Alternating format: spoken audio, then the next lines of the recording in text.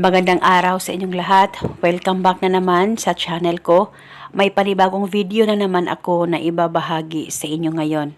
Ito ay napaka-epektibong ritual at ito ay paniguradong makakatulong sa relasyon ninyong dalawa ng mahal mo kung sakaling kayo ay nagkamalabuan na sa isa't isa at nawala ng gana ang pagmamahal ng partner mo sa'yo. Kaya mas mainam na gawin mo itong ritual na ibabahagi ko sa inyo ngayon. Isa itong gabay para patuloy kanyang mamahalin at habang buhay kayong dalawa ay magmamahalan, malayo o malapit man kayo sa isa't isa. Basta dapat palaging buo ang loob at tiwala mo sa mga ganitong pamamaraan. Pwede mo ito gawin sa kahit na anong araw o oras na gusto mo. Ang gagawin mo lamang, maganda ka ng garapon na may takip at pagkatapos kumuha ka ng papel at panulat at isulat sa papel pangalan at apelyido mo ng 3 beses at sa ibaba isulat mo ang pangalan at apelyido niya ng 3 beses.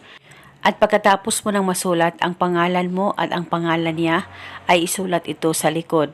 Tayong dalawa ay magmamahalan habang buhay. Isulat mo lamang ito ng 1 beses. At pagkatapos ay tupiin ng papel kahit ilang tupi at ilagay ito sa garapon na inihanda mo. At pagkatapos mo nang malagay ang papel sa loob ng garapon ay maglagay ka ng asukal. Kalahati po sa garapon na asukal ang gagamitin. At pagkatapos mo nang malagay ang asukal ay kumuha ka lamang ng 1 butil na bawang.